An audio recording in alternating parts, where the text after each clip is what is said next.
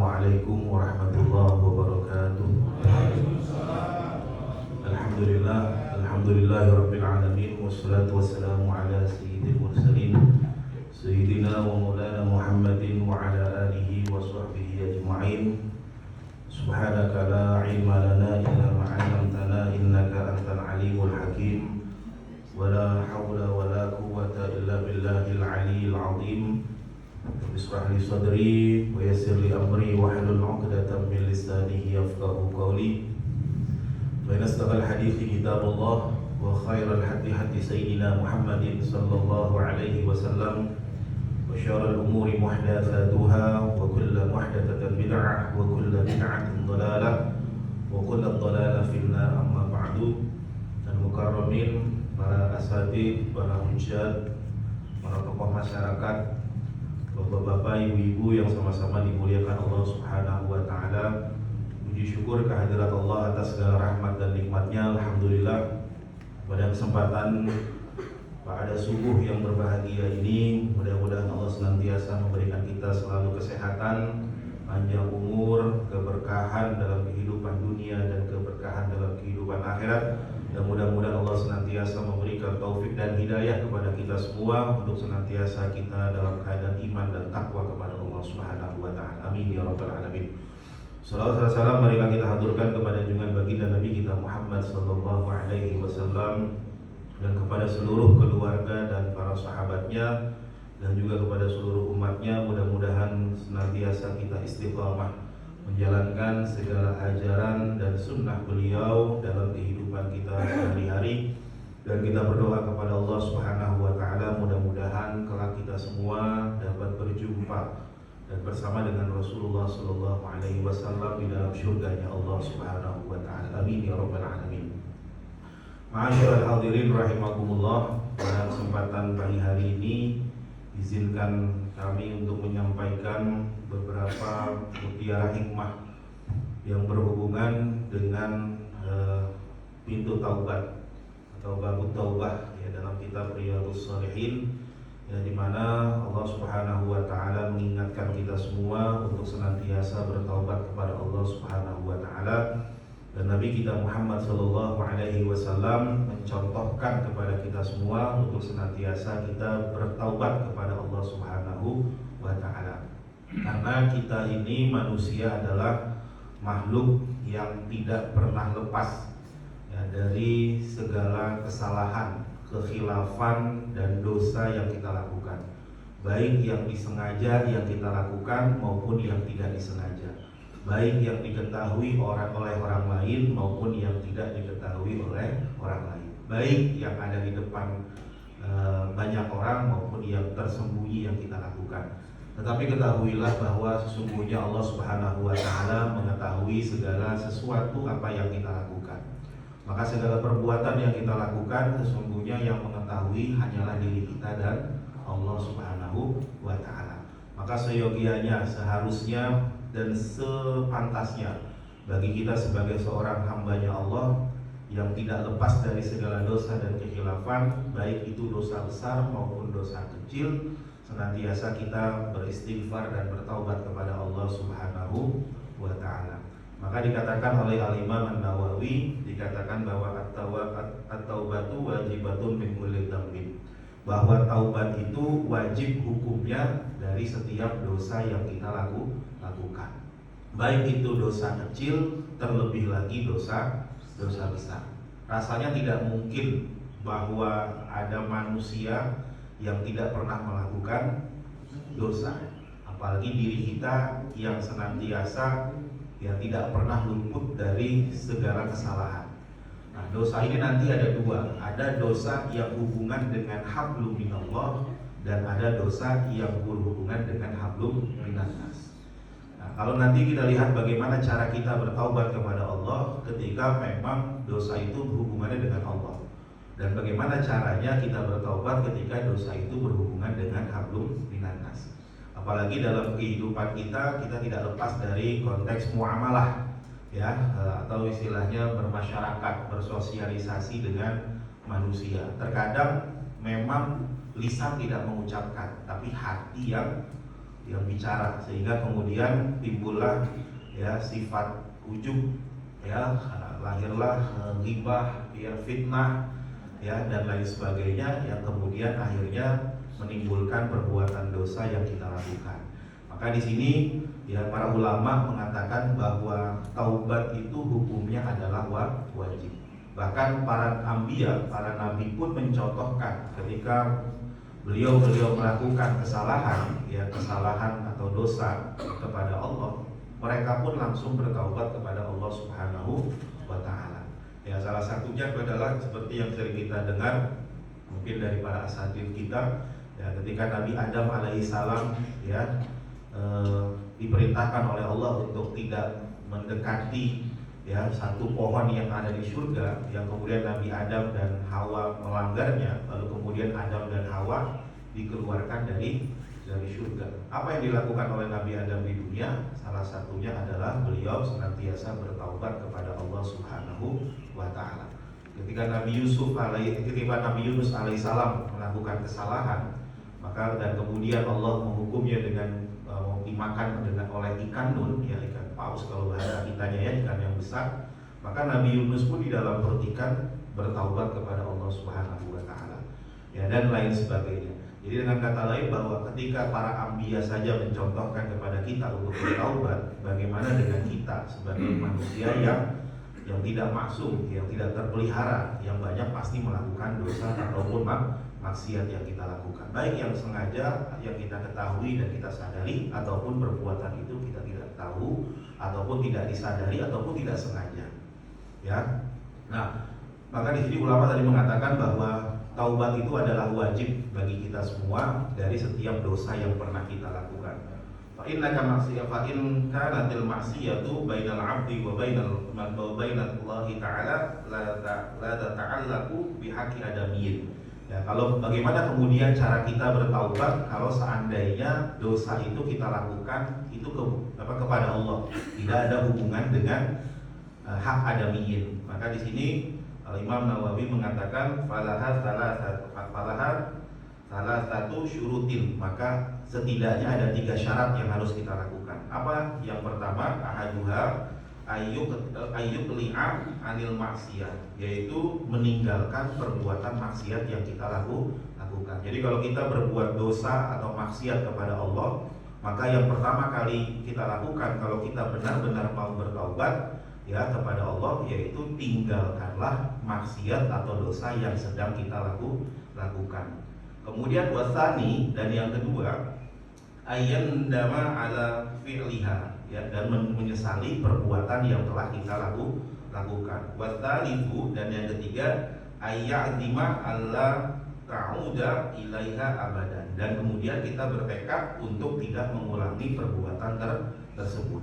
Jadi kata Imam Nawawi, kalau kita mau bertaubat dengan sungguh-sungguh, maka syaratnya 3 kalau itu dosanya kepada Allah. Yang pertama, ya, tinggalkan perbuatan tersebut, ya, tinggalkan perbuatan tersebut. Yang kedua, jangan ulangi lagi. Kemudian yang ketiga, bertekad untuk tidak melakukan perbuatan itu kembali.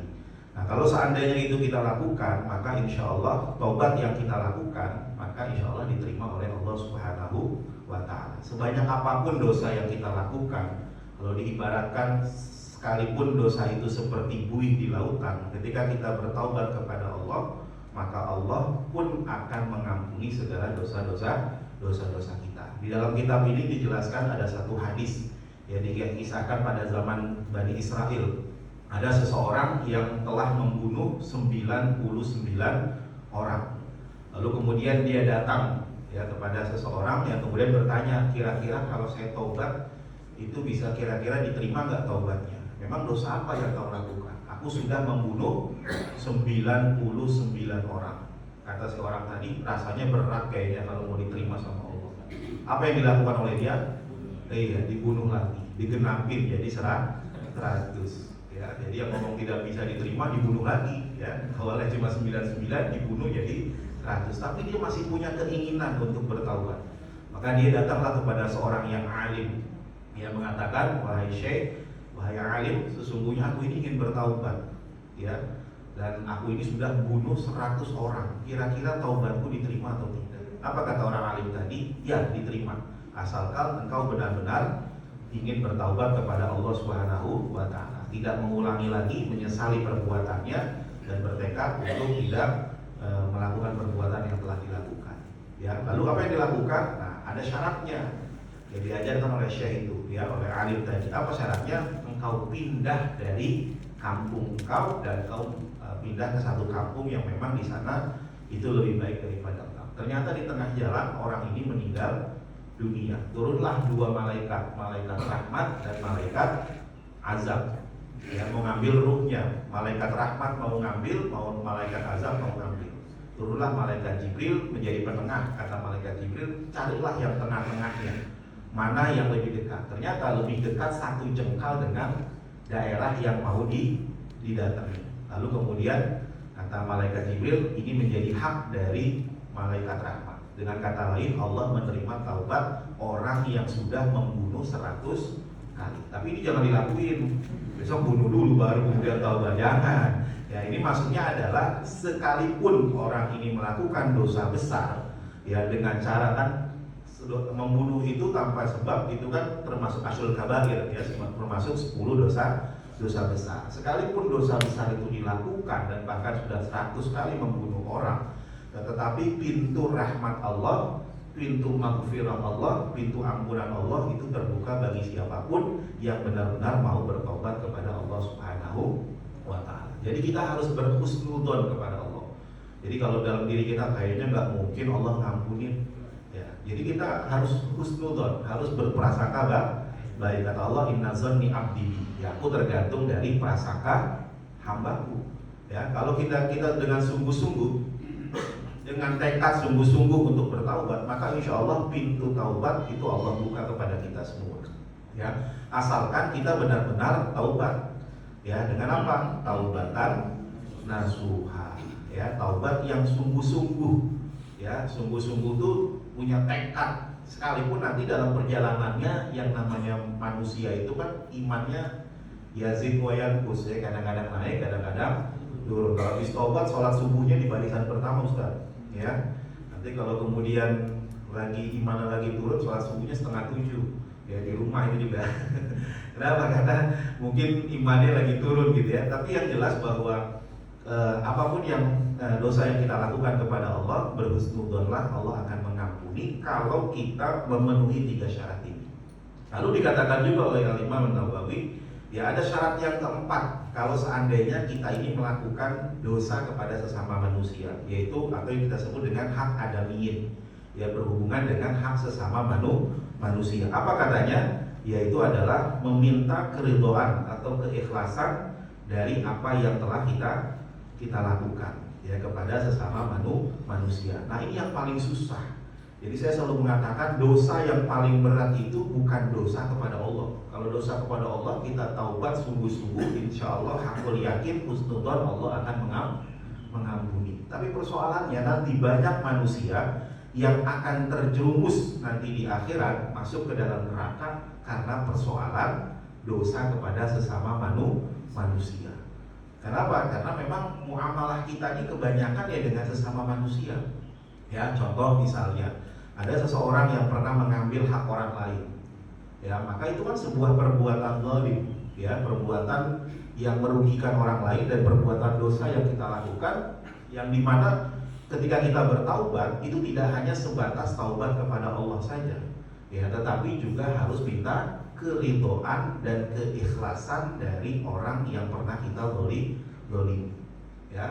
Atau misalnya kita pernah memfitnah orang lain, ya, atau kita pernah menghibah orang lain, ya, maka apa yang kita lakukan? Ya, kalau memang perbuatan itu adalah benar, maka bagi kita sebagai muslim, ya, berkewajiban untuk menjaga aib sesama muslim, bukannya kemudian harus menyebarnya, ya, memberitahu kepada orang lain. Justru kita sebagai muslim itu harus menjaga aib sesama muslim. Kalaupun itu bohong, ternyata itu salah, maka itu bisa menjadi fitnah. Al fitnah itu asyaddu minal qatl. Ya, fitnah itu lebih kejam daripada pembunuhan. Pembunuhan apa? Pembunuhan karakter. kan gitu ya. Maka oleh sebab itu taubat dengan yang berhubungan dengan hak adamiyin, maka tidak lain adalah meminta keikhlasan dan keridhaan dari orang yang pernah kita zalimi. Suami mungkin pernah punya salah dengan istri, ya pernah bohongin istri, ya pergi ke sini tapi ternyata lagi kemana gitu ya kira-kira ya. Atau istri juga mungkin pernah bohong atau pernah melakukan kesalahan dengan suami, atau tetangga dengan tetangga, kerabat dengan kerabat, teman dengan teman, sahabat dengan sahabat, jamaah dengan jamaah, itu pasti pernah kita lakukan. Nah maka itulah kenapa dalam Islam itu ya kalau di kita ini di Indonesia itu ada tradisi apa tuh halal ya bihalal itu ya saling menghalalkan. Kenapa? Karena kita nggak tahu apakah diri kita ini punya dosa nggak dengan saudara kita. Ya, contoh yang paling kalau dalam kitab ini dikatakan seperti misalnya ketika kita punya sangkut paut yang berhubungan dengan uang misalnya, ya kita pernah hutang sama orang. Hutang itu hukumnya wajib untuk dibayar. Ya, jadi jangan ketika mau hutang, ngerengek atau ngerengek ya mohon-mohon pengen dipinjemin. Giliran udah dipinjemin kemudian ditagih, galakan dia daripada yang hutang.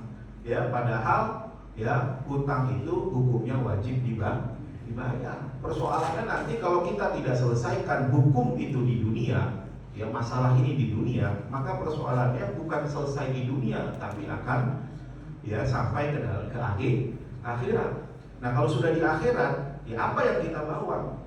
Ya kan? Apa yang kita bawa? Kenapa? Karena kain kafan yang nanti kita pakai itu tidak ada kantongnya. Pernah para hadirin bapak-bapak ibu-ibu melihat ada jenazah kain kafannya punya kantong?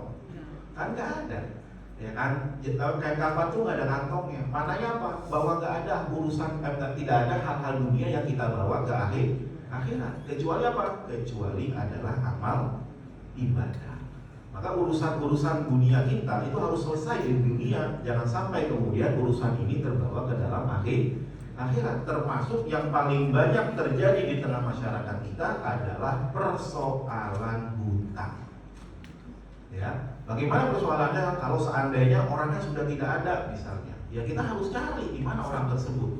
Mungkin dulu kita pernah memakai barang dia, atau mengambil barang dia, atau tadi punya hutang dengan seseorang. Apa yang harus kita lakukan? Selesaikan masalah itu. Ya, selesaikan masalah itu. Kalau mungkin dia tidak ada di lingkungan ini, mungkin dia sudah pindah, ya cari di mana dia. Atau mungkin cari kepada ahli warisnya untuk kita selesaikan. Jangan sampai kemudian kita menjadi, kata Nabi di dalam hadisnya, menjadi orang yang merugi nanti di akhirat. Ya, orang yang merugi itu adalah ketika dia masih punya tanggungan kepada sesama manusia, ternyata pahalanya tidak cukup untuk mengganti segala apa-apa yang menjadi tanggungan di dunia. Sehingga apa? Sehingga dosa orang yang berbuat, orang yang kita zalimi atau yang kita pernah rugikan itu kemudian terlimpahkan pada diri kita.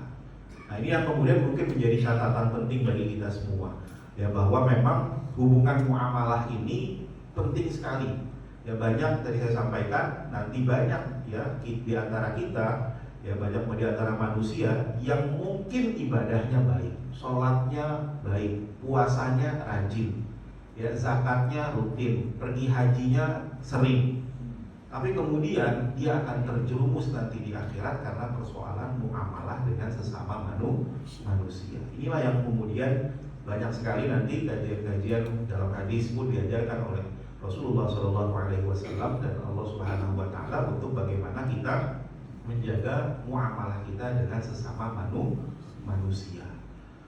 Asyiral hadirin rahimakumullah. Mari kita kemudian lanjutkan dengan beberapa ayat yang dijelaskan di dalam kitab ini, di mana Allah Subhanahu Wa Taala memerintahkan kita semua untuk senantiasa bertaubat kepada Allah Subhanahu Wa Taala. Kata Allah dalam Al-Quran, wa tubu ilallahi jami'an ayyuhal mu'minun la'allakum tuflihun. Ya, bertaubatlah kalian kepada Allah seluruhnya, ya, jami'an, ya, ayyuhal mu'minun, wahai orang-orang yang beriman, la'allakum tuflihun, agar kalian menjadi orang yang beruntung. Ya, di sini Allah Subhanahu Wa Taala memerintahkan kita untuk senantiasa bertaubat kepada Allah. Ya, kata Allah jami'an, semuanya. Ya, nggak individu sendiri-sendiri, tidak. Ya, kita semua. Ya, ayyuhal mu'minun, orang-orang yang beriman. Nah, iman orang beriman ini kan ada dua karakternya. Ada iman yang benar-benar taat, ada iman yang ya taatnya kurang. Itulah kira-kira ya. Nah, bagi orang yang tak imannya kuat, imannya baik, maka dia tetap harus bertaubat. Mungkin perbuatan dosanya tidak dilakukan secara lahiriah fisik, tapi bisa jadi dosa itu berada pada hati, ya. Atau mungkin ada orang yang memang imannya sangat rendah, mungkin dia melakukan dosa secara lahiriah, ya. Tetapi mungkin bisa jadi hatinya lebih baik daripada orang yang imannya lebih baik. Dengan kata lain, bahwa tidak ada pilihan bagi kita sebagai orang yang beriman, kata Allah, kecuali kita senantiasa bertaubat kepada Allah Subhanahu wa Ta'ala. Apa kata Allah? La'allakum tuflihun, agar kita termasuk ya orang-orang yang beruntung, tidak merugi. Jangan sampai kemudian amal ibadah yang kita lakukan itu kemudian ya sia-sia, ya tidak sebanding dengan dosa atau maksiat yang kita kerjakan. Ya kan banyak di antara kita, mungkin ya saya juga sadar dengan diri saya sendiri, ya, atau juga jamaah sekalian, ya mungkin kita masih STMJ atau STMJ, ya, itu sholat terus maksiat jalan. Jadi sholatnya rajin, maksiatnya juga rutin, ya. Kenapa? Ya tadi karena mungkin diri kita masih sulit membentengi diri kita untuk senantiasa bertakwa kepada Allah Subhanahu wa Ta'ala. Ya, jadi dia berjalan intisalul awamir wa ijtinabun nawahinya. Ya tidak dijalankan gitu ya, perintahnya dijalankan tapi larangannya juga dikerjakan gitu ya. Nah, maka oleh sebab itu Allah mengingatkan kepada kita semua untuk kita bertaubat agar kita termasuk orang-orang yang beruntung. Lalu kemudian Allah mengatakan juga istaghfiru rabbakum tsumma tubu ilaihi. Ya, kata Allah dalam surat Hud ya, ayat 3, beristighfarlah kalian kepadaku, kemudian tsumma tubu ilaihi, dan kemudian setelah itu bertaubat. Jadi kalau melihat dari ayat ini, maka para mufassir mengatakan bahwa istighfar dengan taubat itu berbeda. Ya, minta ampunlah kalian kepada Allah, kemudian bertaubat. Nah, biasanya kalau kita lagi ingat bahwa ini salah, maka biasanya kita refleks untuk beristighfar. Ya, maka di sini Allah mengatakan istaghfiru, ya beristighfarlah kalian. Ya, lalu kemudian tubu ilaihi. Ya, kemudian setelah itu kita bertaubat kepada Allah.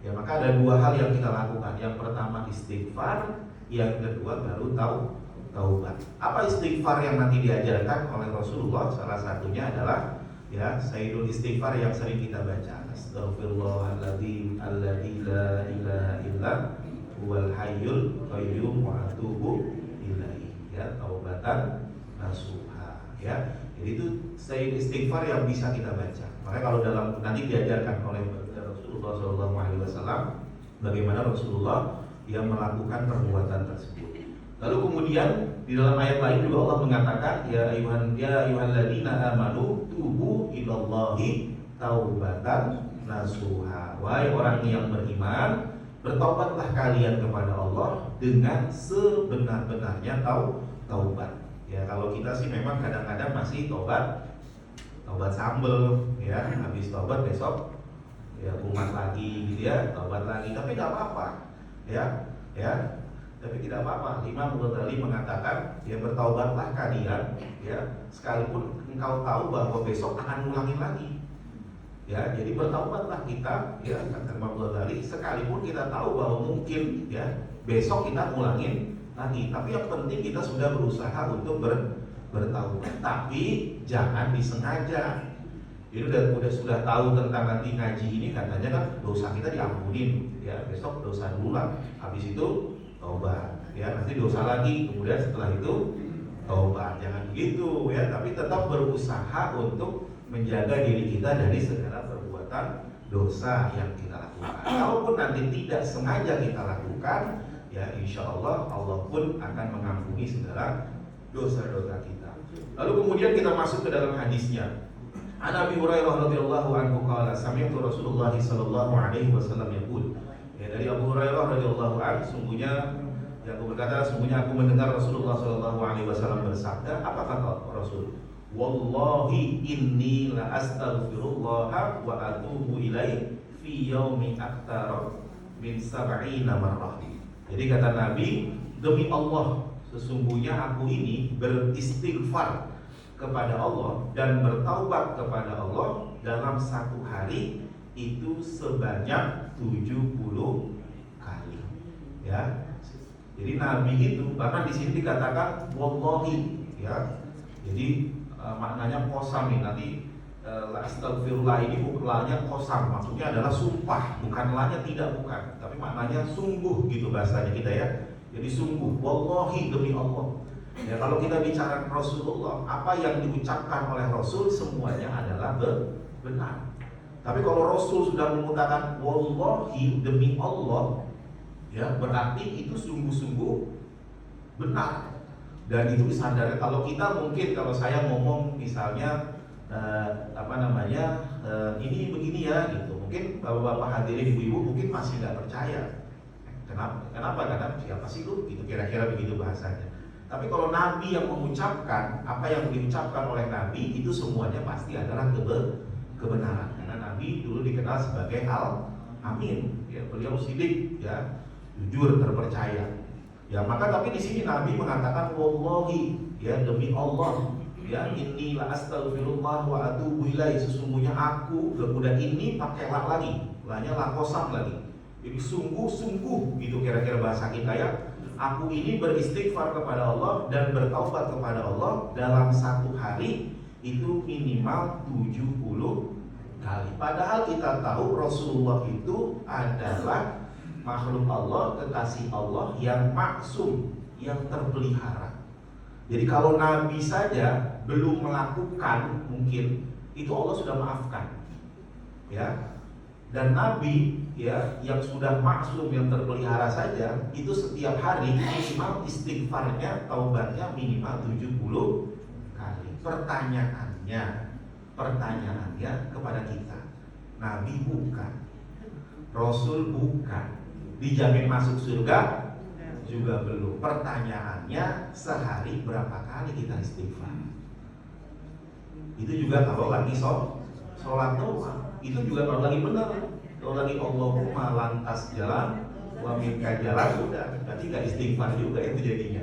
Ya, jadi ini menegaskan kalau Nabi saja sehari istighfarnya 70 kali, padahal Nabi sudah dijamin masuk surga dan beliau adalah orang yang pertama nanti akan masuk pintu surga. Tidak ada manusia yang akan diizinkan masuk surga kecuali Rasulullah Shallallahu Alaihi Wasallam masuk surga lebih dahulu. Ya, dan itu Nabi pun sehari minimal 70 kali. Maka nanti dalam riwayat selanjutnya dari Gharli ibni Yasar al-Muzani radhiyallahu anhu qala ya Rasulullah sallallahu alaihi wasallam ya ayuhan nas, wahai sekalian manusia, tubu ilallahi wastaghfiruh, bertaubatlah kalian kepada Allah dan beristighfarlah, fa inni atubu fi yaumi mi'ata marrah, sungguhnya aku ini dalam satu hari, ya, melakukan itu sebanyak 100 kali. Jadi Nabi itu melakukan istighfar dan taubat sehari minimal 70 kali. Bahkan ada redaksi yang mengatakan tadi ini akamarroh, yaitu 100 kali. Nah, ini menjadi introspeksi kita. Maka salah satu hikmah pelajaran dari pengajian atau kajian kita pada pagi hari ini adalah sudah berapa banyak kita beristighfar, bertaubat kepada Allah setiap hari kita. Maka disinilah salah satu sunnah yang diajarkan oleh baginda Rasulullah SAW dalam kebiasaan atau rutinitas beliau yang beliau lakukan adalah beliau selalu beristighfar itu sebelum beliau tidur. Nah, ini salah satu sunnah Rasul yang mungkin kita bisa amalkan, ya.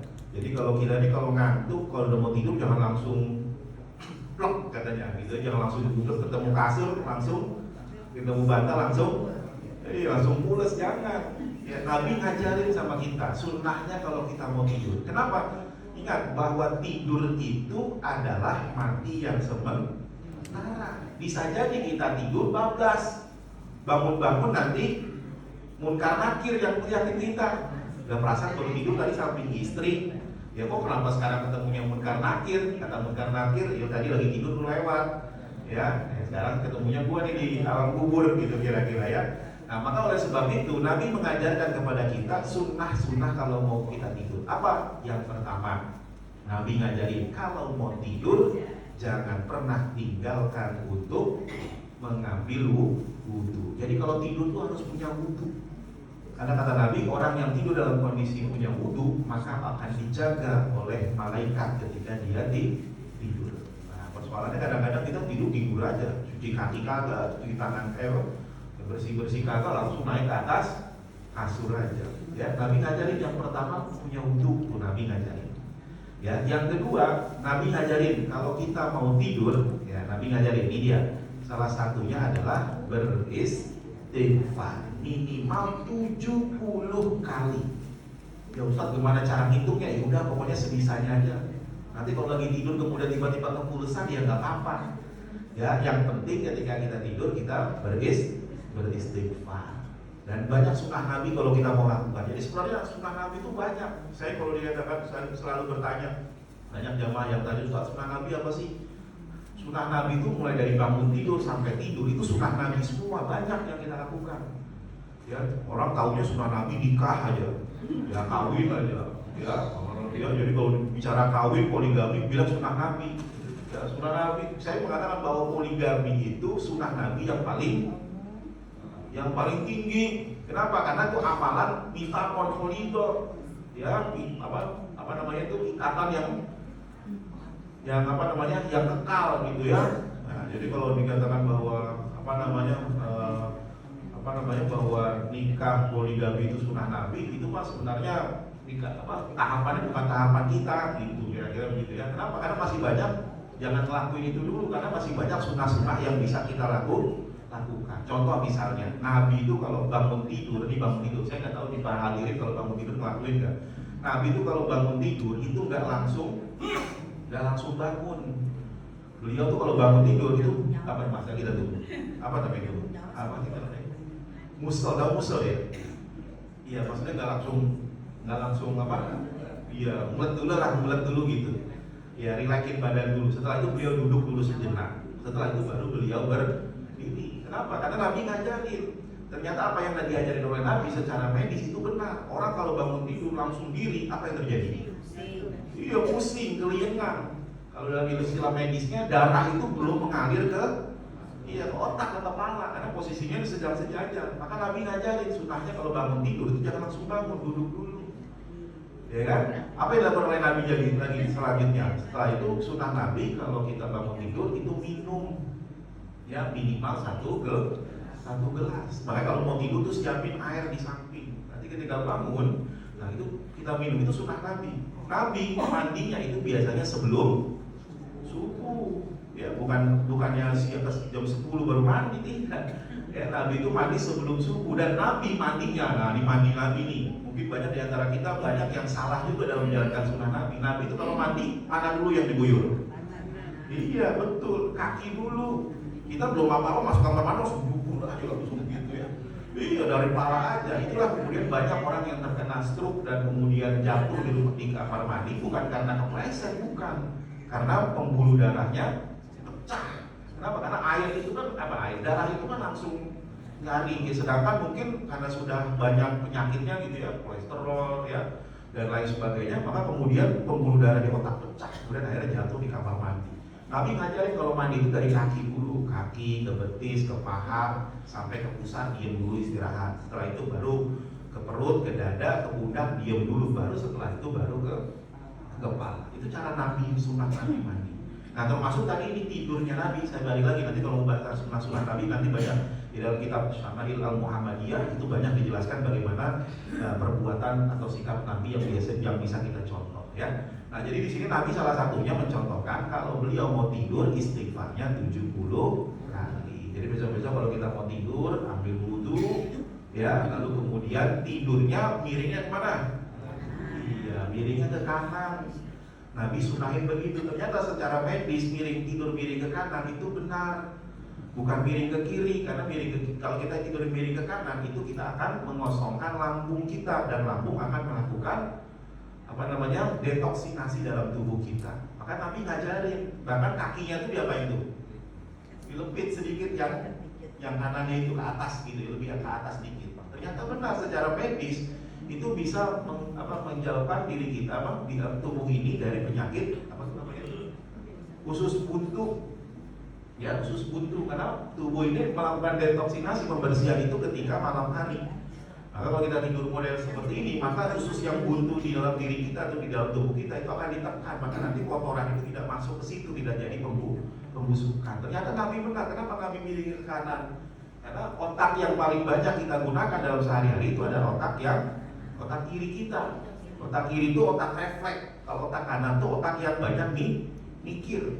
Maka kalau kita lagi tidur, ketika kita bangun tidur miring ke kiri, miring ke kanan, maka ketika bangun itu lebih refresh. Kenapa? Karena darah itu sudah beredar di sini, dan darah segar yang kemudian akan memperbaiki peredaran darah di kepala kita. Dan itu contoh sunnah-sunnah Nabi. Nantilah kapan-kapan mungkin bisa kita bahas. Dan kemudian yang terakhir, ini yang saya ingin bahas juga menjadi pengingat bagi kita semua, ya, bahwa kata Rasulullah SAW, ya kata Nabi, "Wa Abi Hurairah radhiyallahu anhu qala qala Rasulullah sallallahu alaihi wasallam, man taba qabla an tatlu asy-syamsu min maghribiha taballahu alaihi." Ya, jadi kata Nabi, barang siapa yang bertaubat sebelum matahari terbit di tempat terbenamnya, maka taubatnya masih diterima. Maksudnya apa? Nanti sebelum terjadi hari kiamat, salah satu tanda kiamat kubro adalah matahari terbit di tempat terbenamnya. Ya, nah kalau itu belum terjadi, maka taubat manusia masih diterima. Tapi kalau sudah itu terjadi, maka sudah tertutuplah pintu taubat. Kemudian selanjutnya hadis yang terakhir, wa an Abi Abdurrahman Abdullah bin Umar Ibn Khattab radhiyallahu anhuma an Nabi sallallahu alaihi wasallam qala, apa kata Nabi? Innallaha azza wa jalla yaqbalu taubatal 'abdi ma lam yughargir. Jadi kata Nabi, sesungguhnya Allah Subhanahu wa taala ya akan menerima taubat seorang hamba sebelum ruhnya itu, nyawanya itu yughargir, yaitu sampai ke kerongkongan, tenggorokan atau kerongkongan istilahnya. Ya pokoknya di sinilah ya, tenggorokan atau kerongkongan. Jadi kata Nabi, sesungguhnya taubat seorang hamba masih diterima asalkan ruhnya atau nyawanya belum sampai di kerongkongan. Kisah siapa kira-kira yang taubat ketika ruhnya sudah di sini? Dalam Al-Quran, kisahnya Fir'aun. Iya, Fir'aun ketika dia masih di daratan, masih di daratan, ketika didakwahi oleh Nabi Musa dan Nabi Harun. Jadi Allah nggak nanggung ngirim Nabi kepada Fir'aun, dua langsung, yaitu Musa dan Harun. Kenapa? Karena memang angkuhnya Fir'aun. Ya kan? Lalu kemudian Musa dikejar-kejar sampai kemudian akhirnya ya Nabi Musa Allah berikan mukjizat, yaitu dapat membelah lautan. Ketika kemudian Nabi Musa melewatinya, Firaun ngikutin dari belakang, ternyata dipukul lagi, kemudian akhirnya lautan tertutup. Akhirnya kemudian Firaun ngap-ngapan. Ya ketika dia udah ngap-ngapan, udah sampai ya ruhnya udah sampai di kerongkongan, ya sudah, ya dia bilang, ya Musa, aku beriman kepada Tuhanmu ya Musa. Kata Allah, telat tuh kemarin, gitu kalau bahasanya. Bahkan ada satu riwayat yang mengatakan, tapi saya juga lagi mengklarifikasi tentang riwayat ini. Bahkan katanya pernah satu hari malaikat Jibril datang kepada Rasulullah dan bercerita, wahai Rasulullah, tahu nggak? Dulu ketika Fir'aun itu lagi tenggelam, itu sebenarnya Fir'aun itu sudah mau taubat. Lalu kemudian kata Jibril, aku itulah yang menutup mulutnya. Kalau bahasa kita tuh, nyumpel, ya disumpel mulutnya Fir'aun. Kenapa? Karena aku yakin Muhammad, kalau seandainya dia mengucapkan taubat kepada Allah, aku yakin pasti Allah akan mengampuni. Tapi kata Jibril, kalau kemudian Allah mengampuni, nanti tidak ada pelajaran bagi orang-orang setelahnya. Ya maka itulah kenapa menjadi pelajaran bagi kita, ya jangan sampai kemudian ya ada Fir'aun jilid 2. Ya, cukup Fir'aun yang ada di sana aja, ya jangan sampai kemudian di sini ada Fir'aun jilid 2. Ya itulah kemudian Allah memperingatkan kita bahwa kalau ruh belum sampai, kami mengingatkan kita kalau ruh belum sampai di kerongkongan, maka pintu taubat masih bisa terbuka. Tapi kalau sudah di sini, bahasa kitanya sudah telat, mau ngapain lagi? tinggal terima apa yang kita lakukan. Maka oleh sebab itu kita berdoa kepada Allah, mudah-mudahan Allah senantiasa memberikan taubat kepada kita semua, dan mudah-mudahan kita semua wafat dalam keadaan husnul khotimah. Amin ya rabbal alamin. Baik, sebelum saya akhiri, mungkin ada pertanyaan yang kita bisa diskusikan.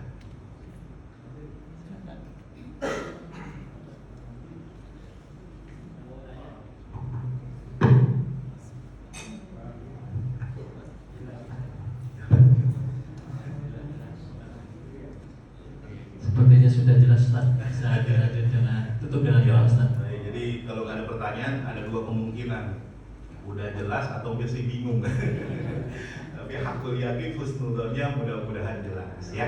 Baik para jamaah sekalian, tadi sudah saya sampaikan, ya mudah-mudahan kita senantiasa menjadi hamba Allah yang senantiasa diberikan taufik dan hidayah oleh Allah Subhanahu wa taala, untuk kemudian kita senantiasa beriman dan bertakwa kepada Allah. Dan mudah-mudahan kita berdoa, mudah-mudahan Allah selalu mengingatkan kita ya untuk senantiasa kita bertaubat kepada Allah. Dan kita berdoa mudah-mudahan kita semua juga wafat dalam keadaan husnul khotimah. Amin ya rabbal alamin.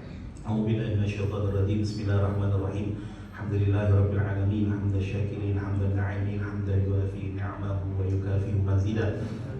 Ya Rabbana lakal hamdu wa lakal syukru kama yanbaghi li jalali wajhikal karim wa 'azimi sultanik.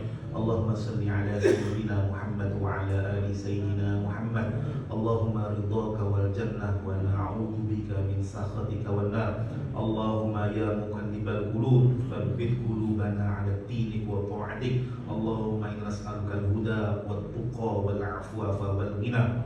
Allahumma fa'na bima 'allamtana wa 'allimna ma yanfa'una. Allahumma inna nas'aluka 'ilman nafi'an wa rizqan wasi'an halalan tayyiban mubarakan wa 'amalan mutaqabbalan. Allahumma yassir lana umurana ya muyassir kull 'asir. Yassir muradana wa sahil fuadana bi fadlikal wasi'.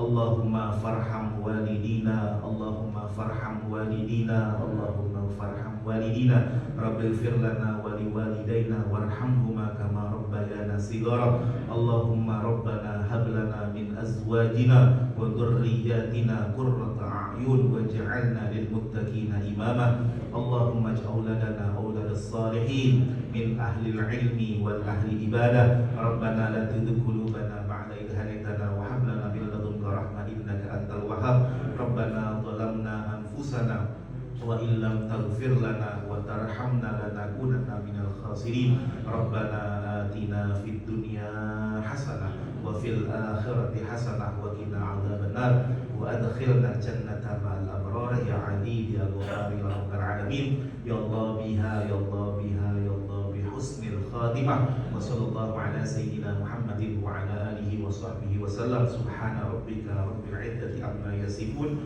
wassalamu ala al mursalin walhamdulillahi rabbil alamin. Allah bina wa minkum taqabbal karim. Kurang lebihnya mohon maaf. Allahumma wafiq ila aqwamit thariq. Wassalamualaikum warahmatullahi wabarakatuh.